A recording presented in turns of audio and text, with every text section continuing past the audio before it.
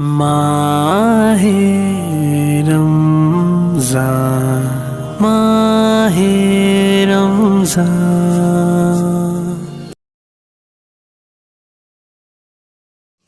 یہ ماہ رمضان کی برکتیں لٹا رہا ہے۔ نبی پاک علیہ السلام نے فرمایا ہوا شہر الصبر، یہ رمضان کا مہینہ یہ صبر کا مہینہ ہے۔ صبر کیا ہوتا ہے؟ نبی پاک علیہ السلام نے صبر کی تعریف ایک چھوٹے سے جملے میں بیان فرمائی۔